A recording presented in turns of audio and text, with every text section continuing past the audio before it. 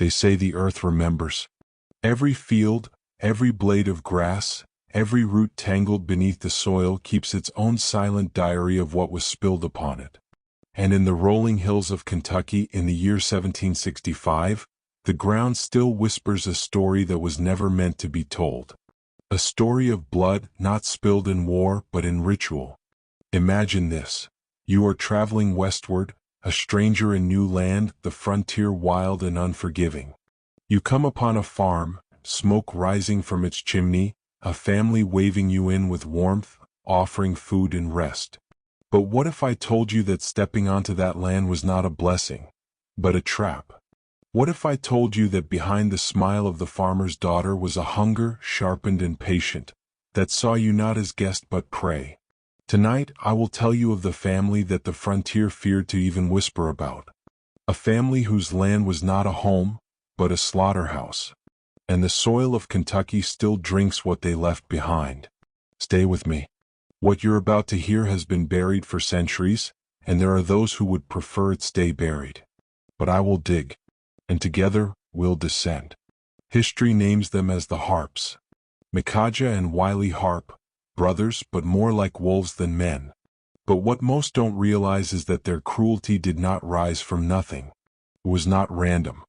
It was inherited, cultivated, grown like a crop under the watchful hand of bloodline tradition. You see, the Harps weren't just killers. They were part of something older, darker, an inheritance of violence wrapped in frontier smiles. Their farm, tucked deep into Kentucky wilderness, became a beacon for travelers. A place that seemed to promise rest on the long trek west. Yet those who stayed never left. They vanished into the woods or beneath the soil.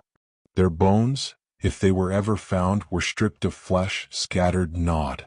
The Harps were America's first serial killers, but the legend hides something even worse. A family business, masked as a farm, operating as a pit of horrors. And here's the question no one wants to ask. How did they keep this going? How did an entire family erase traveler after traveler, without the whispers rising to thunder? What kind of world was Kentucky in 1765 that made this not only possible, but almost invisible? To answer that, we must peel back the mask of the frontier myth itself. The frontier was chaos. Governments claimed land they could not control, soldiers guarded forts they could not hold, and the wilderness stretched out like an ocean no man could tame. It was here, amid lawlessness and hunger, that predators thrived. The Harp family understood this. They knew the wilderness was not just a place of freedom but of disappearance. If someone vanished, it was the woods that swallowed them, not the farm that fed them. The very myth of the frontier, land of opportunity, land of reinvention, was the perfect camouflage. And so the Harps lured men and women with honeyed words, with food, with the pretense of Christian hospitality, and then took from them everything. But here's the deeper secret. It was never just about killing. It was about control. About creating an ecosystem of fear so complete that those who knew, even neighbors, dared not speak. This wasn't madness. It was method. The Harps understood something the rest of the world was blind to. Fear is currency. Terror is control. And the frontier was their marketplace.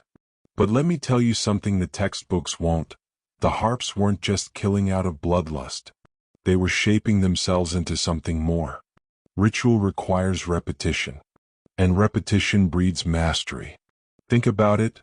Why dispose of bodies so meticulously? Why leave almost no trace? These weren't drunken rampages or bursts of rage. This was a system, an organized way of turning human life into fuel. Every disappearance fed not just their hunger but their myth. Travelers began to vanish along Kentucky trails at a rate that terrified even hardened frontiersmen, yet the Harps moved freely. And why?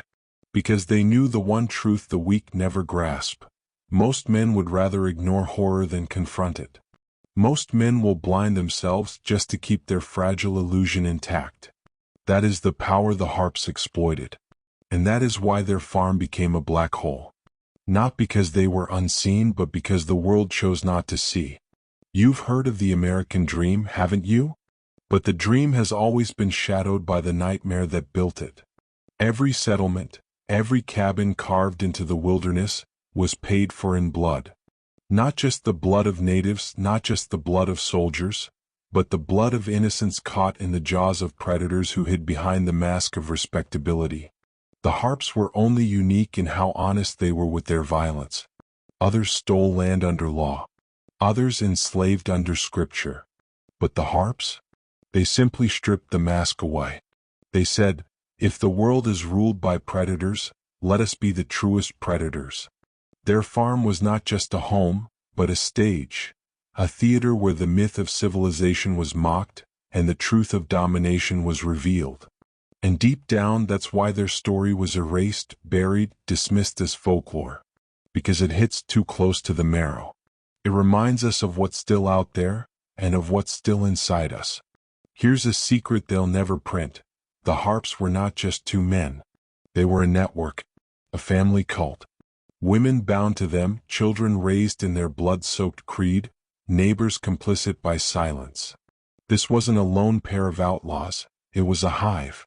And the hive functioned with frightening efficiency. They played roles. The young women smiled, beckoned, softened suspicion. The men stood strong, the picture of frontier fathers. The children, little eyes, little hands, already learning that kindness was only bait, never truth.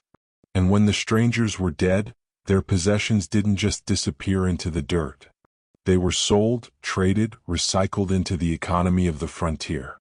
The killers were feeding the community even as they slaughtered its travelers. Do you see? This wasn't just a farm. It was a system. And systems don't die, they adapt. But you must be asking yourself now, how far did this go? How many lives were really taken? History says dozens. Whispered accounts say hundreds. And the frontier itself? It may hold thousands of bones never named, never mourned. What if I told you that the very expansion of America, the push westward, was watered by blood like this far more than you've been told? Every story of pioneers carving out a life has a shadow. And that shadow is the harps, the reminder that not everyone carved with plows. Some carved with knives. Some sowed fields with human remains. And here is the twist. As brutal as they were, the harps weren't punished for their true crimes. They weren't hunted for their slaughter. No. They were hunted when they finally crossed a line that threatened power itself. Not when they killed the innocent. Not when they erased the weak. But when they shook the order that elites had drawn in the dirt. Think about that. A family of killers roamed free generation after generation, and no authority moved against them, until their violence disrupted the wrong people. Do you understand what that means? It means the system never cared about the victims. The system cared about control. And when the harps turned their chaos on those tied to power, suddenly they became outlaws, suddenly they were monsters. But they had been monsters all along. This is the part of history that should chill you. Evil is tolerated when it serves the machine. It is erased when it threatens it. And that pattern, of horror hidden until it touches the powerful, has not changed in 250 years. Look around you today. The same silence, the same blindness, the same selective outrage. Do you see now? The harps are not a story of the past. They are a mirror. And if you're feeling that shadow at the back of your mind, you should. Because what you've heard so far is only the surface. We're going deeper. The deeper you stare into the harp's legacy, the more you realize their farm was not just a place. It was a lesson. It taught anyone watching that cruelty could exist in plain daylight, disguised as family. Imagine it.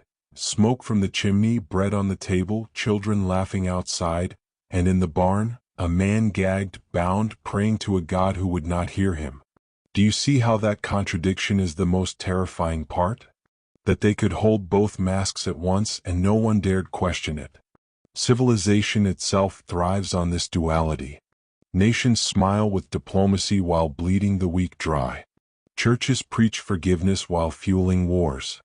The harps were simply honest about their dishonesty. They didn't lie to themselves. And perhaps that's why their story still stings. Because when you peel back the smiles of power today, you see the same teeth. Ask yourself, where did this seed of cruelty come from? Were Mikaja and wily Harp born wolves, or forged into monsters? Records hint at brutal childhoods, raised in the violence of Revolution-era America, soaked in the trauma of slaughter. They grew up watching men hanged, scalps taken, families burned alive in raids. They learned early that life was not sacred, only claimed.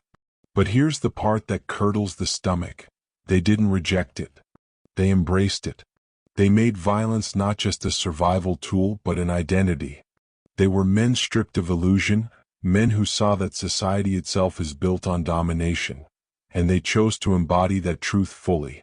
So when you hear of their killings, you cannot separate them from the soil that birthed them. The Harps were not an accident. They were America's reflection. And to admit that is to admit the blood that runs in the roots of the Republic itself. Picture the killings themselves and you will understand why their legend never dies. The Harps didn't simply rob and kill, they mutilated. Bodies hacked apart, heads crushed with stones, women cut open and filled with stones before being thrown into rivers. They turned death into spectacle, into ritual. And yet they justified it. They spoke of cleansing, of vengeance, of the weak being unworthy of life. They cloaked their slaughter in a twisted philosophy. And here is where the revelation hits. Many who later chronicled their story erased this part. They wanted to frame the Harps as madmen, as anomalies. But the truth is, the Harps were not insane. They were deliberate. They were methodical. They built a worldview from their bloodshed, which is far more dangerous, because madness dies with a man. But philosophy can outlive centuries. You may think of them as an isolated horror. But the frontier was littered with whispers of other families, other farms, other travelers who never reached their destination. The Harps were merely the ones who got caught in the spotlight of history. What if others thrived hidden? What if their methods, hospitality as bait, kindness as camouflage, spread like infection through generations? You've seen this pattern in modern killers, haven't you? Smiles hiding knives. Charm hiding cruelty. Do you think that's coincidence? Or do you see the line of inheritance? The Harps may have been America's first recorded serial killers, but I tell you this, they were not the last. And perhaps their true descendants don't hold farms anymore. Perhaps they hold offices. Perhaps they sign laws. Perhaps the same smile, the same invitation, the same trap, still waits for you today. And here is where the story twists again. Neighbors spoke of hearing cries in the night, of travelers who went in and never came out. But few reported it. Few acted. What? Fear, yes, but also dependence. The Harps traded. They contributed to the frontier economy. They provided. To accuse them meant risking exile, starvation, perhaps even death. And so silence reigned. This is the same mechanism that governs silence today. How many corporations, how many leaders, how many systems are never challenged because people fear losing their place in the chain of survival? That is the oldest trick in the book. Make the people need you, then you can do anything to them. The Harps knew it instinctively. And so their farm became both lifeline and nightmare. Their neighbors fed off their trade even as the soil fed off the dead. And that's why, when you dig into the Harp story, you are not just studying killers. You are studying the anatomy of complicity. The true brilliance of the Harps was not the killing, it was the concealment. Think about it. They thrived not because they were unseen, but because they were accepted. A murderer in the woods is hunted. A murderer behind a plow is ignored. This is the mask of normalcy, the most effective disguise ever created. Even today, the worst predators don't look like monsters. They look like bankers, politicians, teachers, preachers. They smile, they wave, they fit the mold of what you want to see. That's why the Harps are more than a story of horror. They are a warning. Evil rarely comes snarling. Evil comes dressed as family. And once you recognize that truth, you begin to see the masks all around you, every day. How many of the people you trust would wear a mask if it meant survival? How many already do? Here is the darker twist. the harp's violence wasn't only about killing outsiders. Some accounts whisper of their own wives, their own women, being treated as captives, bound by terror. These women lured strangers under command, but when disobedience stirred, punishment was swift and merciless. Imagine living as a mother, knowing your children's laughter was raised above a pit of screams. Some fled, but most stayed. And why? Because terror is its own prison. Because after a while, your will is broken and you mistake survival for loyalty. This is the psychological cage, the same one institutions build today. They do not need chains when fear itself bends the spine. The harps understood this instinctively. Control the mind and the body follows. Control the family and the farm becomes a fortress. That principle has not aged a day. You want to know what makes this story unbearable? It is not the killing itself. It is the silence afterward. The erasure. The way history shrinks their farm of horrors into folklore, as though it were just ghost story material for campfires. But that's the trick, isn't it? By turning truth into myth, you strip it of its power. You file it under legend, so the lesson is forgotten. But the bones are real. The victims were real. The terror was real. And this is the part they never wanted you to understand. History is written not to remember, but to forget. To bury. To smother the flame before it lights a fire of awareness. When you realize this, you start to wonder, what else has been buried beneath the mask of folklore? What else have they whispered away into myth? If this family story was nearly lost, how many others have been erased completely? The harps were finally hunted, yes, but not because of the endless innocents they slaughtered. That didn't matter. What mattered was politics. One of their victims had connections. One killing touched the edge of power. And suddenly the dogs of law were unleashed. Do you see the pattern yet? It is not the number of dead that matters to the system. It is whose blood was spilled. You could erase hundreds of nameless travelers and no one would raise a hand. But kill one man tied to power and suddenly the sky itself falls. This is not just frontier law. This is the eternal law of control. And once you see it, you will never unsee it. Justice has never been about justice. It has always been about protecting the powerful. The chase for the harps reads like a bloody fable. Villages banded together. Posses hunted them. And when finally caught, one brother's head was cut off and spiked on a pole, a warning to all who passed. But think of the hypocrisy. The system did to them exactly what they had done to others. The same mutilation. The same public display of terror. Power always mirrors the predator it claims to destroy. And in that reflection you glimpse the hidden truth. The harps were not an anomaly. They were an extension. The frontier needed monsters to justify its laws. It needed outlaws to showcase its order. And once their usefulness ended, the harps were discarded. But don't mistake this for victory. Because what they embodied, terror as control, violence as economy, was not killed on that pole. It was absorbed, recycled, rebranded. And it still breathes today in places far more civilized and far more dangerous. By now you've probably felt it, the unease crawling beneath your skin. That's not just the story of killers on a Kentucky farm. It's the realization that the same rules that allowed them to thrive are still in motion. The farm was only a microcosm. The real frontier was not the wilderness, it was the human mind. And the harps understood this. If you can turn people into prey, you own them. If you can make neighbors afraid to speak, you rule them.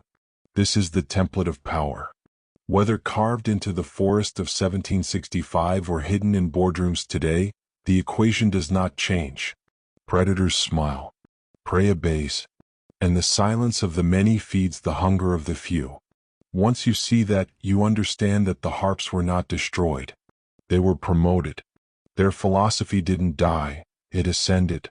Let me ask you something dangerous. If you have followed me this far, do you feel different? Do you feel a weight like the curtain has shifted, and you can glimpse the machinery that others pretend isn't there? This moment matters. Because awareness is transformation. And I want you to carve this into your mind. Comment these words below twice to seal it. The mask has slipped. Write it once for yourself and once for the algorithm, to mark that you are not asleep anymore. Because here's the truth, the more you speak it, the more it becomes part of you. This is not just about the harps. It is about seeing the hidden teeth behind every smile, the chains behind every law, the predator beneath every mask. Comment it twice. And know that by doing so, you cross a threshold you can never return from. So let us descend further. Do you know where the harps learned their tactics? They were not inventors, they were inheritors. Violence has lineages just as bloodlines do. European wars had already trained men to see bodies as tools, lives as expendable. Empires taught them that domination is virtue. The revolution itself, which birthed this nation, was soaked in the same logic. Kill, consume, claim. The harps were simply too honest to dress it up with flags and speeches.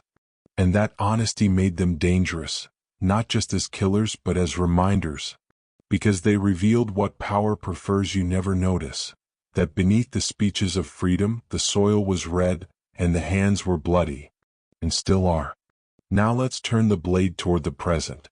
How many systems do you see today built on the same principle the harps lived by? Hospitality as bait.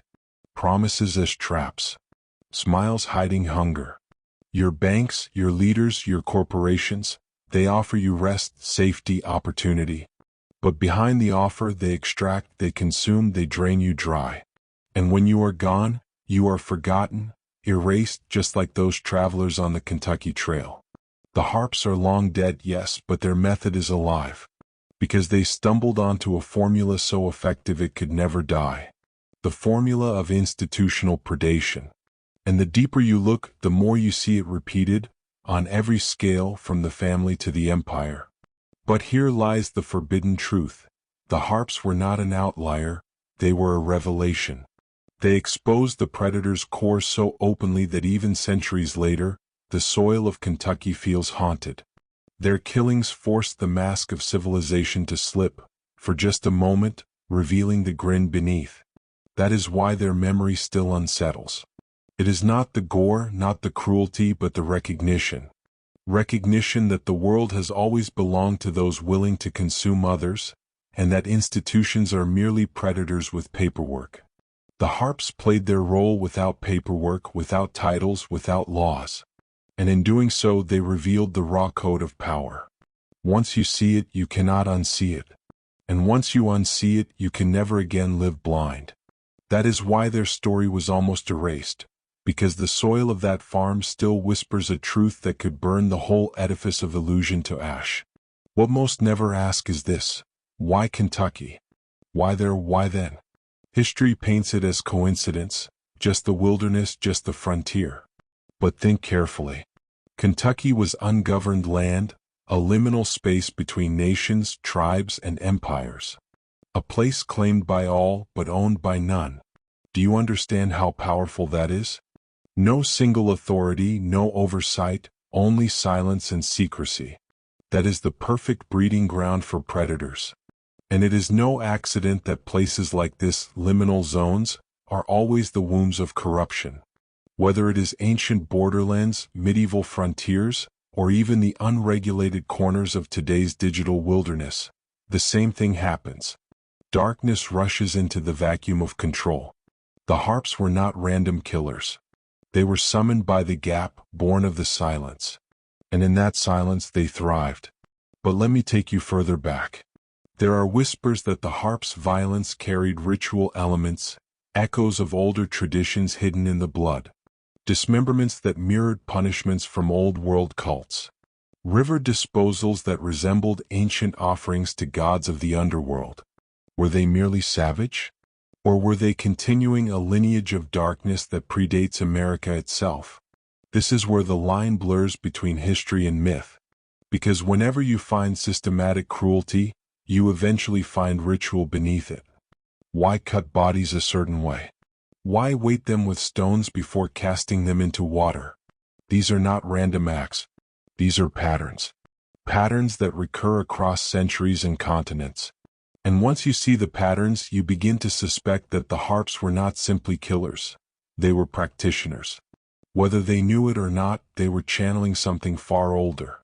Now let me ask you, do you think power ever abandons useful tools? The harps were destroyed, yes, but the methods they embodied were absorbed. Silence, complicity, control through terror, ritual disposal of the unwanted, these didn't vanish. They were institutionalized. The state learned from them. The law copied their theater of punishment. The church amplified their lesson of obedience through fear. And over time, their raw violence was replaced by refined violence. Executions dressed as justice, wars dressed as freedom, exploitation dressed as economy. The predator's method never died. It only changed its costume.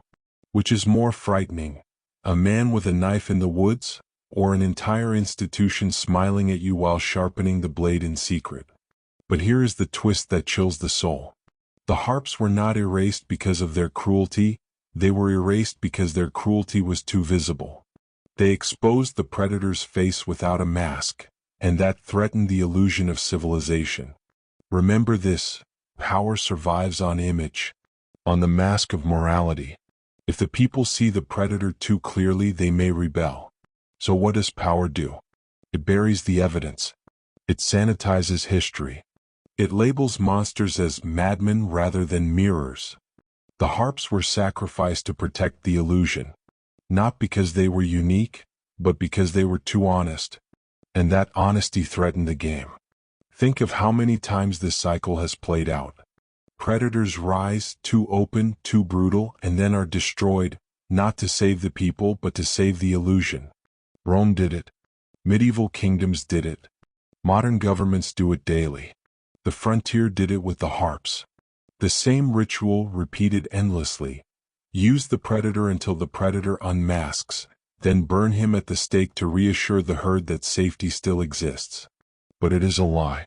Because the predator is never truly gone. He is only reborn in another mask, another form. The harps are dead. Yet their system lives, thriving in suits, pulpits, offices, uniforms. Do you see now? The farm of horrors never ended. The farm simply got larger. Today the farm is everywhere. And you are standing on its soil. What the harps exposed in blood, institutions have perfected in silence. Look at the method. Lure with comfort, bind with dependence, consume in secrecy, erase the evidence. This is not just the pattern of killers, it is the pattern of empires. It is how entire nations are swallowed. Hospitality has always been the mask. Treaties signed with tribes while armies sharpened blades. Promises of land and freedom while chains were forged in shadows. The harps simply stripped the costume away. They were the unfiltered reflection of the same system that birthed them. And that is why their story is so dangerous. Because once you see the harps for what they were, you begin to see the resemblance in the faces of rulers, priests, and presidents. The mask becomes transparent. And once you see through it, you can never unsee it again. Think of the psychology of control. The harps mastered it instinctively. Make yourself useful and fear will hide your crimes. Their neighbors relied on them for trade, for labor, for survival. Dependence muzzled suspicion. This is the same logic every institution uses today. Governments give welfare but take freedom. Corporations give convenience but take privacy. Churches give comfort but take obedience. Do you see it now? Dependency is the leash. Fear is the collar. And you are the livestock grazing in a pasture you do not own. The harps ran their farm of horrors openly while smiling, while feeding, while trading. Modern systems do the same, but on a scale so vast you mistake it for civilization. And you thank them for it. You call it progress. But here's a revelation that should make your blood turn. The harps weren't the only ones. Whispers tell of entire families across the frontier. Isolated farms, inns, taverns, where travelers vanished. Dozens of names buried in forgotten reports, erased in the official record. What? Because acknowledging them would mean admitting the wilderness wasn't safe, the expansion wasn't noble, the dream wasn't pure. It would mean admitting that America was built not just on the blood of war, but on the quiet consumption of innocence. The harps were remembered only because they were caught. Others never were. Their descendants may have folded into society, traded the axe for the ledger, the knife for the pen. But the method? The method stayed alive. How many dynasties of predators do you think sit comfortably in high places, unbroken from those frontier farms? Now let us uncover the deepest layer. Violence, when repeated, becomes ritual. Ritual, when hidden, becomes tradition. Tradition, when protected, becomes law. That is the cycle. The harps killed, mutilated, disposed of bodies with ritual echoes. Society kills, mutilates, disposes with polished laws. Capital punishment is framed as justice. War is framed as necessity. Sacrifice is framed as patriotism. But peel the words away and you see the same hunger. The harps filled rivers with corpses weighted by stone. Nations fill cemeteries with corpses weighted by metals.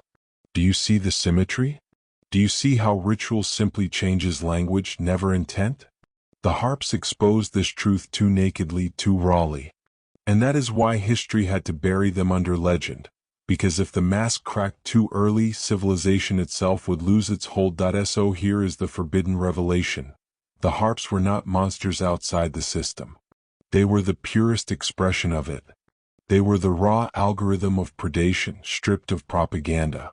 What governments do with armies, what corporations do with markets, what religions do with doctrine, the harps did with knives and fire. They revealed the skeleton beneath the flesh of civilization. And that skeleton has never been removed. It is still here. It still smiles at you. It still offers you bread, comfort, protection, while sharpening the blade behind its back. The harp's farm is gone, yes, but the world itself has become their farm. And if you think you are safe, you are already in the barn. Ask yourself, why do stories like this echo across centuries? Why do they still crawl into our nightmares long after the killers are dust? It is because they reveal something we are not meant to face. That civilization itself is built on selective blindness. The harps killed openly and their neighbors chose silence. Today, institutions kill silently and you choose distraction. It is the same mechanism. The frontier was a stage, the modern world is a theater. And in both, the audience pretends not to see the blood pooling at their feet. This is why you feel unsettled. Because part of you knows you are still in that audience. You are watching the show, laughing at the jokes, while just off stage the knives are already drawn. The harps show us the psychology of complicity. People tolerate horror if it preserves their comfort. They will ignore screams in the night if it means food in the morning. They will excuse corruption if it protects their job, their church, their nation. And that is the cage you live in now. You are not held by chains. You are held by your willingness to look away. That is why the harps are so terrifying. They prove that humans will trade truth for safety every time. Their neighbors weren't monsters, they were ordinary people. And that is the true horror. Because if ordinary people can live beside a farm of horrors in silence, then what horrors are you living beside right now, pretending not to see? Do you realize the brilliance of the mask? It doesn't just hide the predator, it makes you protect him. The harp's neighbors defended them, excused them, even benefited from them. And so do you. You defend the systems that feed on you. You defend the banks that enslave you in debt. You defend the governments that consume your freedoms. You defend the leaders who bleed you for wars. Why? Because they give you bread, entertainment, a sense of belonging. Because the mask is beautiful and you are afraid of the teeth beneath. The harps weren't just predators, they were mirrors. And the reason history buries their story is because once you look in that mirror, you see yourself. Now let me tell you the most disturbing secret of all. The harps were not the beginning. They were a continuation. The bloodline of predation is ancient, older than Kentucky, older than America, older than empire.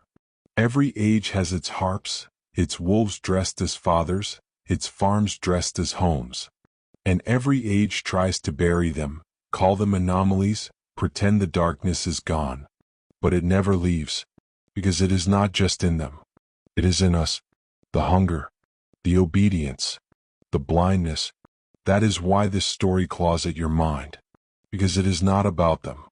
It is about the part of you that knows the mask could slip at any moment, and you too could feed the farm, or become the farmer. Do not think this is only history. The soil remembers, but so does the blood. Patterns repeat. The harp's methods are everywhere. Bait, mask, consume, erase. It is the rhythm of power, the unspoken liturgy of control. And unless you see it, you remain prey. That is why this story matters. It is not entertainment, it is initiation.